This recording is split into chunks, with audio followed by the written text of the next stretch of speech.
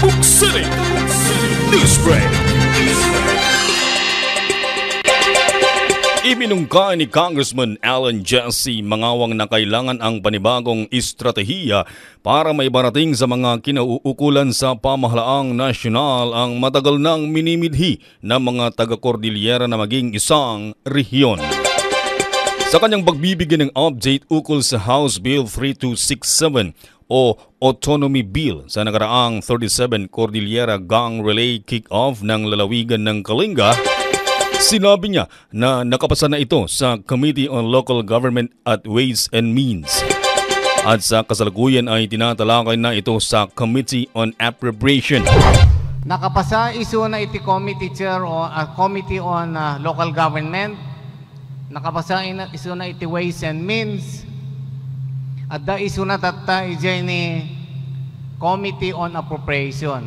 Ngayon before that, kahit ko lang man ibaga nga iti last Congress, nalusutan na iti 18 Congress kit na pan iti Senado. Ngayon inabutan lang ti election iti 2022. Tata, dati House Bill 3267 tayo, at dalang dagiti ni question iti Department of Finance, Department of Budget and Management, and the National Economic Development Authority nga financial package na dati hilhilingin tayo nga House Bill 3267. Itigamin inkabil dagiti authors ket adda ti block grant na, and then we are asking for 2.5% of the national budget kasla nga ginaya tayo iti naramid iti BARM ket ti impact na dati nagdakkel unay nga masaktan iti pondo iti national government.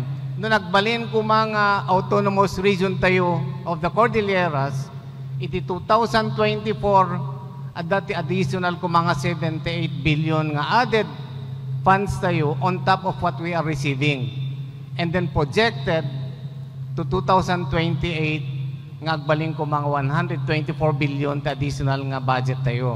Anya, may mga katanungan pa na kailangang talakayin sa proposed financial package ng House Bill. Iti counter measure nga no baling ko mga G-block grant ket from the initial 10 billion per year for the first 5 years, mabaling ko market 5 billion per year lang.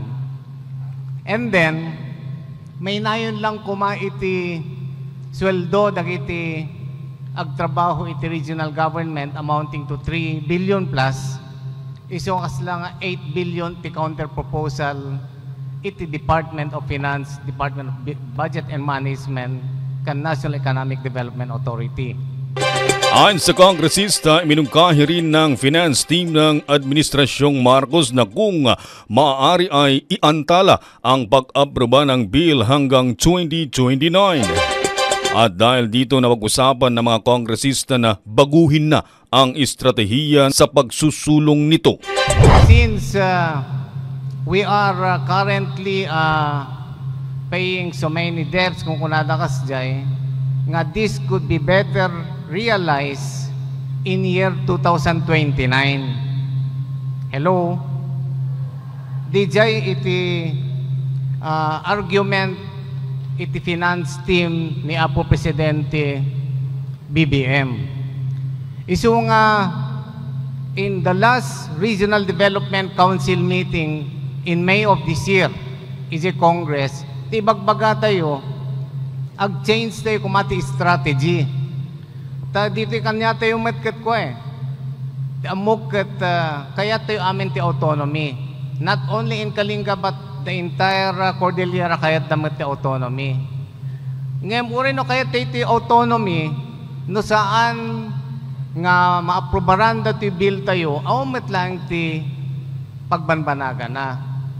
So naibaga tayo nga ag-change strategy ta imbis ko mga agpatpatong tayo iti kada probinsya umalis-alis si may sa probinsya when from another municipality to another municipality na ibagaji the Regional Development Council nga mapantay ko maagpatong iti Senado when iti Malacanang tapno lang mangagda nga talaga nga we really want autonomy. DJ ti the best strategy nga maaramid tapno dinggen ani Apo Presidente tinaing tayo as a region. Tinanong rin anya ang mungkahi ukol sa pananatili ng mga regional offices at ang hindi pagsaklaw sa mga hindi boboto sa otonomiya. May sapay nga question na randa, bill nga na-file. Kuna nagamin di nga, bill tata, amin nga regional line agencies ket ag-remain iti Cordillera. Ta bill nga na-file idi, nga subject for plebiscito idi, dagitihaan nga agbutos nga probinsya agsublida ijay ni dating rehiyon da. Dati version ti Bill House Bill 3267 dihaan nga agbutos nga probinsya ag-remain nga Cordillera Administrative Region and they have the option to join later the autonomous region no makita da nga napintas gayam. DJ ti may nga question na randa ka ngamin kuna nagamin ni section 34 iti bill nga the regional governor will have supervision of all local government units including regional line agencies under the regional government. Ket DJP man iti question mark kanyada which would be the subject of discussion again ti panagsublita iti Congress once we tackle again the same bill iti appropriation. Dahil dito hiningi niya na kailangan ng pagkakaisa ng mga lideres upang magkaroon ng iisang boses para sa otonomiya. Nagdutungtong kami nga ko congressman iti Cordillera.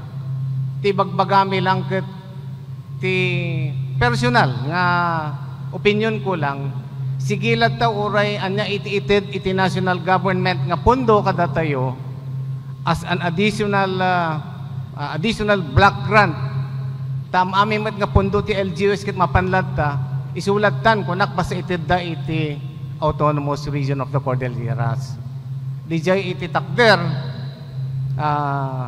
ko personally na ibagatay met ni kakadwating ako congressman ket when ko nadamet ngem uray no ipapilit tayo no hunting nga sukatan di strategy nga manggaganda tayo kina po presidente makita ket hangag balin.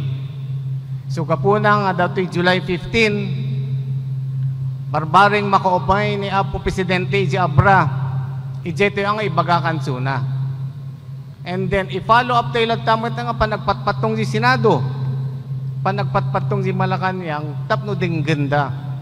Nga finally, united ti Cordillera, kit adadatoy, kakankanayon, nga ring-ring-ring da, iti autonomiya.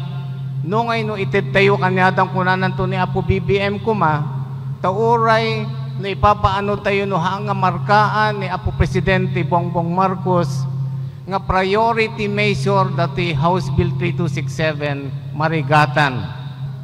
It would be best if leaders, current leaders and previous leaders of the Cordilleras would be united and go and play the gang, go to Malacanang, go to the Senate nga ilaban dati yung autonomiya agbalin. Ti may isa nga panunutin na iti Cordillera congressman pagbalinin lang ko mga regular region iti administrative region tayo and then we will guard the 1987 Constitution nga saan dang ikikaten DJ ni may isa nga section jay nga there should be an autonomous region of the Cordillera. At yan ang balita para sa oras na ito. Ako po si Reddy Retotal. Tabuk City News Break.